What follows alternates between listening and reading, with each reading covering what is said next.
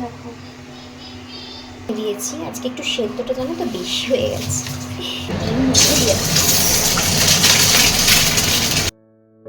মণিমালাস ব্লগে তোমাদের স্বাগত আর অনেক ভালোবাসা। আজকে আবারও একটা ব্লগ ভিডিও নিয়ে তোমাদের সামনে চলে আসলাম। এর আগের দিন তোমাদেরকে একটা কিন্তু রেসিপি আমি শেয়ার করেছি, তো সেই রেসিপিটা একদম প্রথম থেকে শেয়ার করা হয়নি বলে আজকে ভাবলাম যে আরেকবার করি, যেহেতু আমি খাবারটা আবার বানাচ্ছি। বিকেলে আসলে প্রত্যেক দিনই কিছু না কিছু খেতে ইচ্ছা করে, কিন্তু আমাদের দুপুরের খাওয়ার টাইমটা এতটাই দেরি হয় যে বিকেলবেলায় তখন আর মনে হয় পেটটা ভর্তি ভর্তি, আর কিছু বানাবো না। কিন্তু সেদিনকার একটু তাড়াতাড়ি খাওয়ার জন্য তাড়াতাড়ি খিদেটা পেয়ে গেল। তো আমি ভাবলাম যে আমাদের তো ঘরে আটা নুডলস রয়েছে, সেটা দিয়ে কিছু একটা করি। তো যখন আমি এটা করতে যাই তখন চোখে পড়লো যে হাক্কা নুডলসও আছে। তো কি করব, এই নুডলসগুলো তো আগে থেকেই সিদ্ধ করে রেখেছি, তো হাক্কা নুডলসের রেসিপিটা তোমাদেরকে আমি আরেকদিন শেয়ার করব। তো চলো রেসিপিটা একদম প্রথম থেকেই বলি। প্রথমে আমি কিন্তু নুডলসগুলোকে সেদ্ধ করে রেখেছিলাম।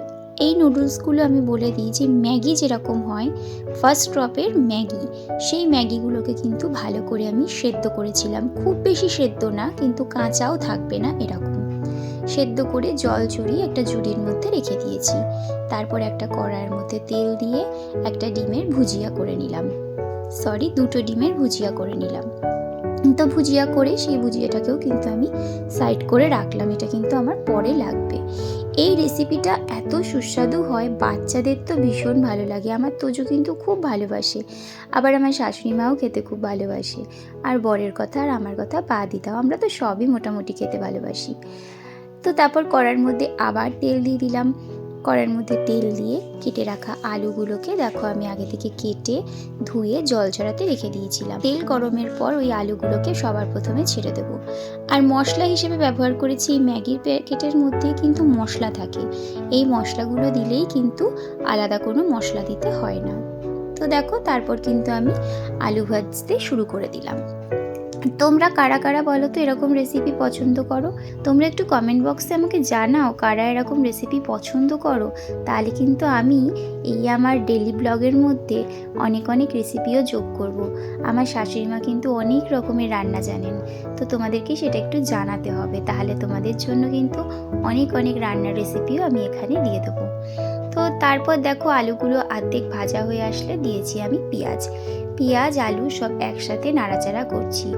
এরপর দেখো যে মশলাটা আছে ওই ম্যাগির প্যাকেটের মধ্যে, সেই মশলাটা বার করে আমি দিয়ে দিলাম।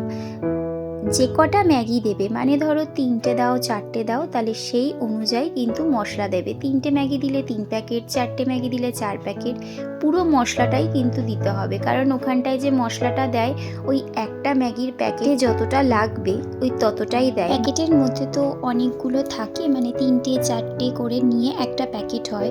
তো ওই 3টে 4টের মধ্যে 3টে যদি দাও 3টেই প্যাকেট দিতে হবে মশলার, 4টে দিলে 4টে মশলারই প্যাকেট দিতে হবে, না হলে কিন্তু এই ম্যাগিতে একদমই স্বাদ আসবে না। এই ম্যাগি বলে না, যে কোনো ম্যাগিতেই কোনো স্বাদ আসবে না। তো তারপর দেখো আমি মশলাগুলো দিয়ে ডিমটাও দিয়ে একসাথে সব কিছু নাড়তে নাড়তে ভালো করে মিশালাম। এরপর সেদ্ধ করে রাখা জল ঝরানো ম্যাগিগুলো আস্তে আস্তে এর মধ্যে দিয়ে দেব, অল্প অল্প করে দেব আর নাড়বো, যাতে প্রত্যেকটা ম্যাগির মধ্যে এই মশলা পুরোটাই যায়।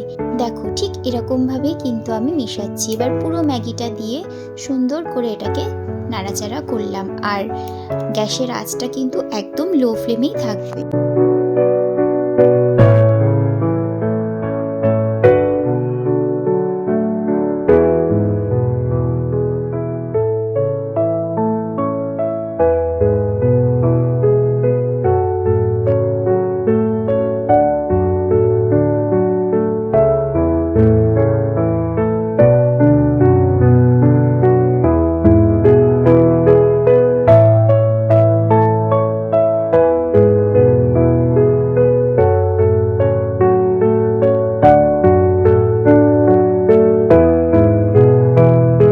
শীতকাল তো পড়ে গেছে, আর শীতকাল মানেই হচ্ছে ভালো মন্দ খাওয়া। আমি চেষ্টা করব প্রত্যেক দিনই কিছু না কিছু রেসিপি তোমাদের সঙ্গে শেয়ার করার, কারণ এই শীতকালেই নানান জিনিস সন্ধেবেলায় মুখরোচক করে করে বানাবো আর তোমাদেরকেও সেগুলো শেয়ার করব। তো দেখো আমার কিন্তু এখানে ম্যাগিটা পুরো কমপ্লিট হয়ে গেছে, আর আমার ছেলে কিন্তু এটাকে জানে ম্যাগি চাউমিন বলে, কারণ চাউমিনটা তো এরকমই রান্না করা হয়, আর ম্যাগি দিয়ে যেহেতু করেছি সেই জন্য ওকে আমি বলেছি ম্যাগি চাউমিন। শুধু ম্যাগি দিলে কিন্তু ও ম্যাগিই খায়, আর যখন এরকম আলু ডিম টিম দিয়ে করে দিই তখন ভাবে এটাকে আমি ম্যাগি চাউমিন করে দিয়েছি। ওকে আগে সবার প্রথমে খেতে দিয়ে দিলাম। মা এখনো সন্ধে দেয়নি বলে বললাম তুমি সন্ধে দিয়ে নাও, তারপর তুমি আর আমি একসাথে খাবো।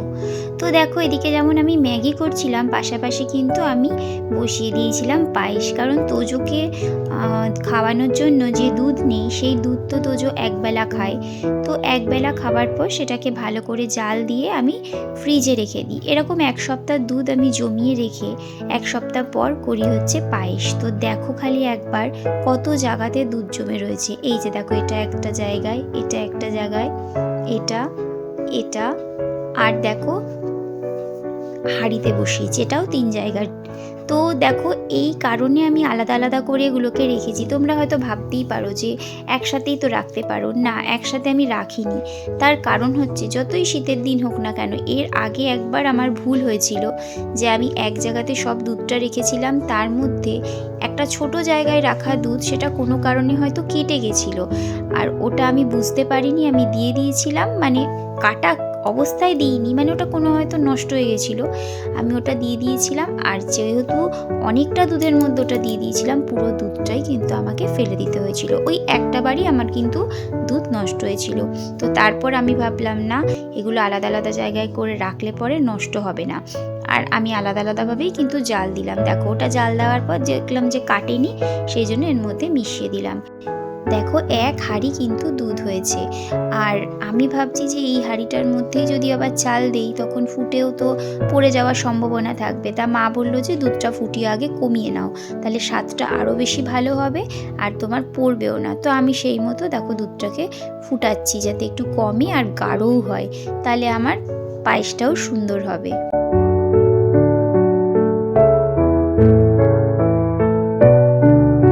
আগের বছর থেকে কিন্তু আমি পায়েস করা শিখেছি। এর আগে কোনো দিনই আমি পায়েস করিনি। প্রথম আমি পায়েস করি যে আতপ চাল হয় না, মানে নর্মাল যে আতপ চাল, সেই আতপ চাল দিয়ে আমি করেছিলাম। তো আমার শাশুড়িমা বলেছিল যে আমি কোনো দিনই আতপ চালের পায়েস খাইনি, ওটার কি নিজস্ব কোনো গন্ধ আছে? ওটার কোনো নিজস্ব গন্ধ থাকে না, ওর মধ্যে এলাচ তারপর আরও কিছু দিয়ে ঘি দিয়ে একটুখানি গন্ধ তৈরি করতে হয়। আর আমি ওটা দিয়েই প্রথম করেই একদম প্রথমেই বাজিমাত করে দিয়েছিলাম। মা বলল বোঝাই যাচ্ছে না যে এটা তুমি গোবিন্দভোগ চাল দিয়ে করনি। তো তারপর যখন নতুন গুড় উঠলো তখন আতপ চাল দিয়েও কিন্তু নতুন গুড় দিয়ে করেছি, তখন তো আর কোনো কথাই হবে না, বোঝাই যাচ্ছে না যেটা আমি গোবিন্দভোগ চাল দিইনি, কারণ নতুন গুড়ের একটা আলাদাই গন্ধ হয়। তো তারপর যখন এখন করি, এখন আতপ চাল দিয়ে করি না, এখন করি হচ্ছে গোবিন্দভোগ চাল দিয়ে, কারণ গোবিন্দভোগ চালের কোনো কিছু তাহলে আর অ্যাড করতে হয় না, শুধু চিনি দিলেই হয়ে যায়। তো দেখো আমার কিন্তু পায়েসটা এখন ফুটতেও লেগেছে অল্প অল্প করে। তো এটা বসিয়ে আমি বাকি কাজগুলো করি, আর ওদিকে মায়ের সন্ধে দেওয়াও হয়ে গেছে, ম্যাগিটাও আমরা খেয়ে নিই, আর এটা এদিকে হতে থাক। তো চলো ম্যাগি খেতে খেতে আর পায়েসটা বসিয়ে দিয়ে আজকের ভিডিওটা এই পর্যন্তই থাকলো।